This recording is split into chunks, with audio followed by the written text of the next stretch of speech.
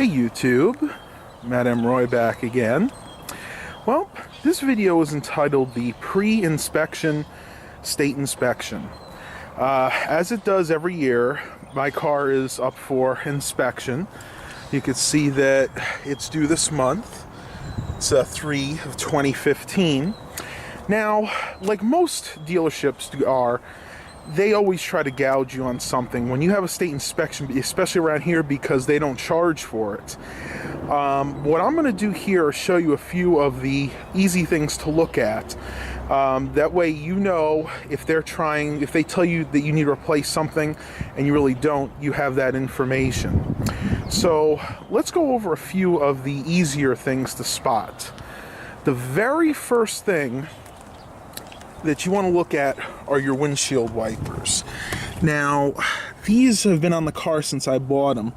You want to look closely and make sure there are no cracks in the rubber. That's an immediate fail. Now, this is a cheap fix, but hey, if it's something you don't have to do, why do it? Go all around them, lift them up. As you can see, these wipers are in perfectly fine condition. There are no cracks, no separations or anything. I'm going to go check the other one just to be sure.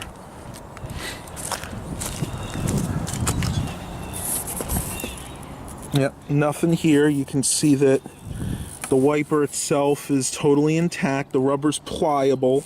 The sun hasn't degraded to where it started to even chip or anything, so there's no reason that these wipers should fail. The very next thing to check is, of course, your headlights. Now, we covered this in an earlier episode. You need to go close and make sure that they're not fogged up. Now, I cleaned these like I did with my dad's, but these I did about 2 or 3 months ago.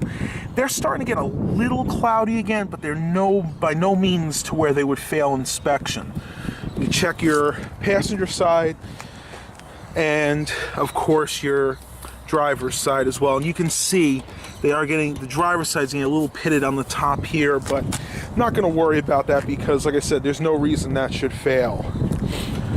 Now, the very next thing to check are your tires.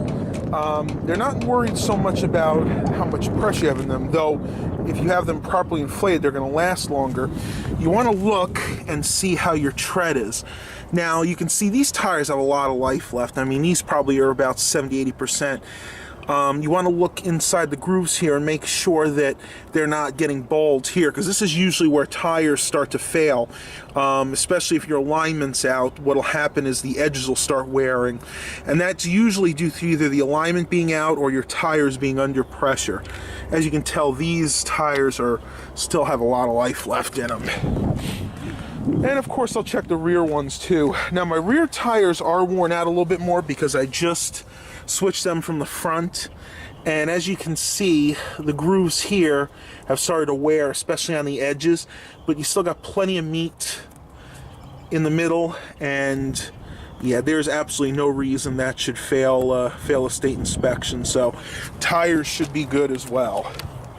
Next thing we're going to do, I'm going to go ahead and open up the car. And we're going to go ahead and pull the hood because there's a few things you want to look at under there as well.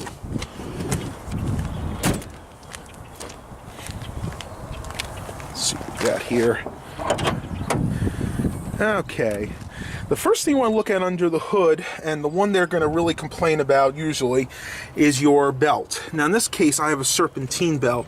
You can see it goes from the alternator to the AC compressor, but it pretty much covers everything. You want to go ahead and look at it up and down, make sure that there are no little cracks. That's what they'll say fails, when you start seeing these little stress cracks in there, but they have to be fairly significant before the belt's in any danger. As you can see, this belt looks like it was changed recently, so there's absolutely no reason that should fail either.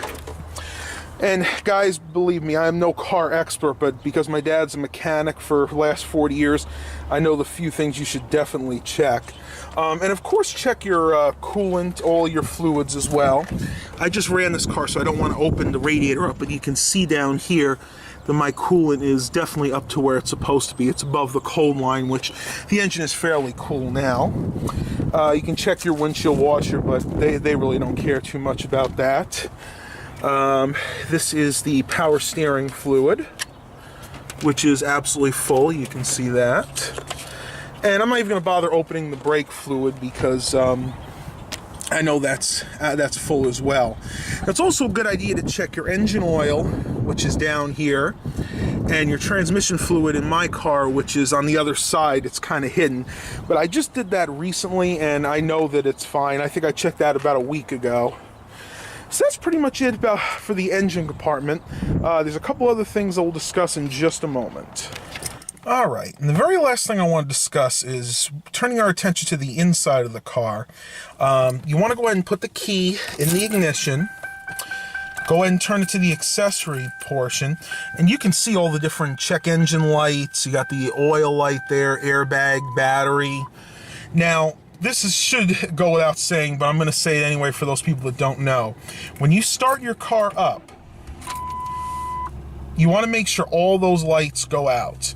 Now, the only light's going to stay on right now is my seatbelt light because I don't have my belt on. But if you have a check engine light, a service engine light on, a battery light, any warning light, and it could be red or yellow, they are going to make a federal case of that, and you will probably fail. At least in the state of Virginia, you will fail if you have any type of warning light on, check engine lights, service engine lights. Now, there is one last thing that I would check before going to the dealership or anywhere for inspection, and that is your lights. So I'm going to go ahead and turn the headlights on, and I'm going to go ahead and check those first. Now we can go around here. We want to make sure that all of our lights are working. That's working. That's working right there.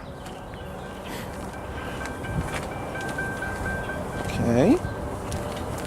Got our side marker working on that side. Headlight. Yep, that's all working.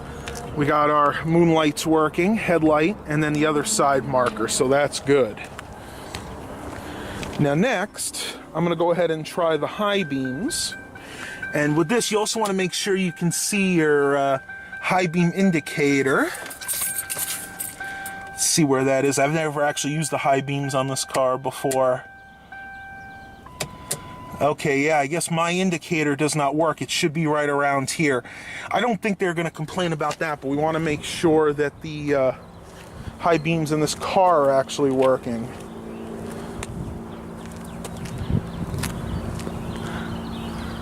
Huh.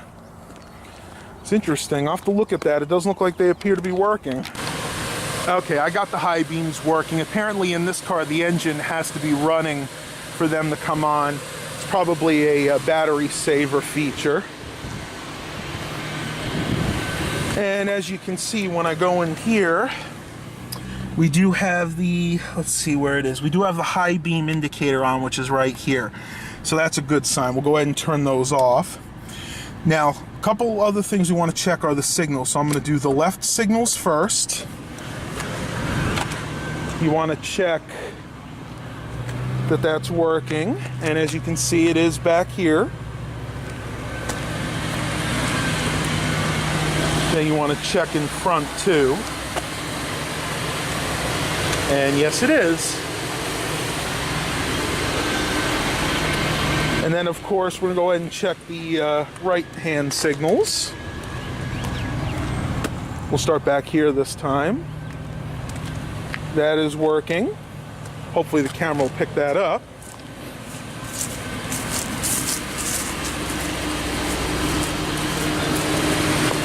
And you can see it's working in front too. So that's a good sign. Now the very last thing we need to check are the hazards. And in my car, that's the button right here. And we'll check on the dash. You can see that both the indicators are working, which is good.